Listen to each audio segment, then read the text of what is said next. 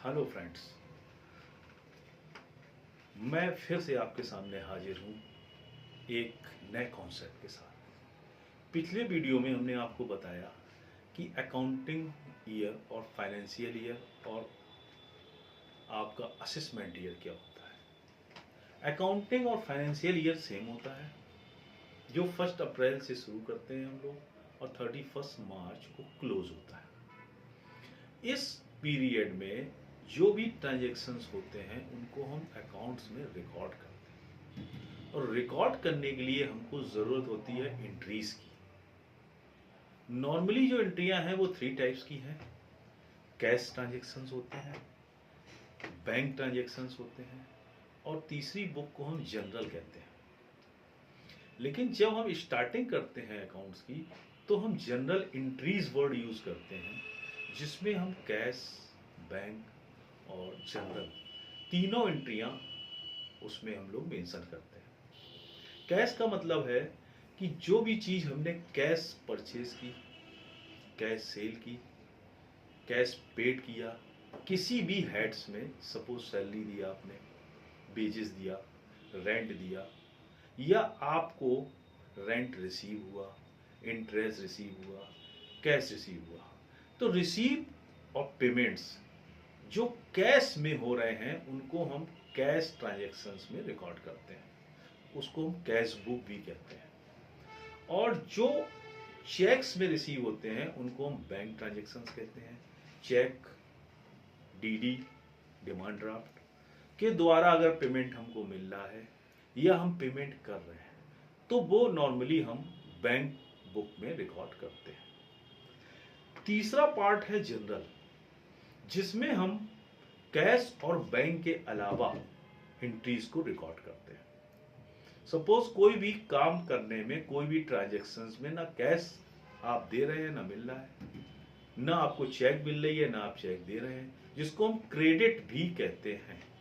Credit sale, credit purchase, amount due, interest accrued, ये सब जो एंट्रीज हैं ये जनरल में रिकॉर्ड होती हैं, क्योंकि इन एंट्रीज से कैश और बैंक बैलेंस में कोई फर्क नहीं पड़ेगा। कैश ना इंक्रीज होगा ना डिक्रीज, बैंक बैलेंस ना इंक्रीज होगा ना डिक्रीज, लेकिन इफेक्ट पड़ेगा। 2 एडिशनल अकाउंट्स मेंटेन करने पड़ेंगे आपको, जो एक डेबिट होगा एक क्रेडिट। अकाउंट्स जो है वो हम लोग डबल अकाउंट सिस्टम के अकॉर्डिंग मेंटेन करते हैं।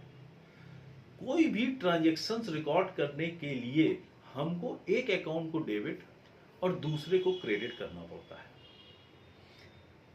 लास्ट वीडियो में हमने आपको बताया था कि इंट्रोड्यूस द कैपिटल। अब एक प्रोप्राइटरशिप में कोई बिजनेस अगर कोई पर्सन स्टार्ट करता है तो वो कैपिटल इंट्रोड्यूस करता है। तभी मैंने आपको उसमें एक्सप्लेन किया था कि पर्सन और बिजनेस दोनों सेपरेट होते हैं, क्योंकि बिजनेस वहां पे हम कोई पर्सनल एक्सपेंसेस रिकॉर्ड नहीं करेंगे, वहां ओनली बिजनेस ट्रांजैक्शंस रिकॉर्ड होंगे। इसीलिए वो पार्ट अलग है बिजनेस का, और वो पर्सन जो बिजनेस कर रहा है उसके ट्रांजैक्शंस इंडिविजुअल फाइल में अलग रिकॉर्ड होंगे। अब एक बिजनेस जब स्टार्ट किया जाता है तो सबसे पहले जो हम एंट्री पास करते हैं वो क्या है, और जो भी हम आपको एक्सप्लेन करने जा रहे हैं सबसे पहले वो है कैश ट्रांजैक्शंस की एंट्रियां। क्योंकि कैश ट्रांजैक्शंस एंट्रियां जब आप समझ जाएंगे तब आपको बैंक की समझ में आएंगी, तब आपको जनरल समझ में आएगा। तो आइए अब हम बोर्ड की तरफ ध्यान देते हैं। ये फ्रेंड्स स्टूडेंट्स, जो ये पार्ट हमने खींचा हुआ है it's called general entry format. इसमें हम 2 पैरेलल लाइन खींचते हैं, फिर एक पार्ट डिवाइड करके डेट का कॉलम लिखते हैं, सेकेंड में हम पर्टिकुलर्स, थर्ड कॉलम होता है लेजर फोलियो, बहुत छोटा सा बनाते हैं, फिर हम बनाते हैं अमाउंट डेबिट, अमाउंट क्रेडिट। ये फॉर्मेट जनरल का फॉर्मेट है जो कंपलसरी है।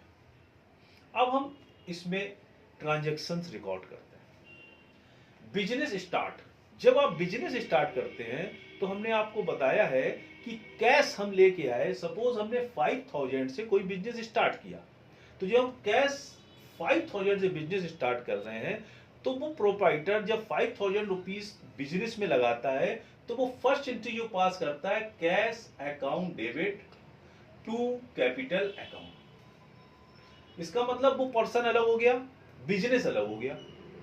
उस पर्सन ने बिजनेस में पैसा इन्वेस्ट किया, लेकिन बिजनेस ने उस पर्सन से पैसा लिया, इसलिए capital is a credit means liability. तो cash account debit to capital first entry है बिजनेस स्टार्ट, और अमाउंट डेबिट में भी हम लिखेंगे 5,000, अमाउंट क्रेडिट में भी लिखेंगे 5,000।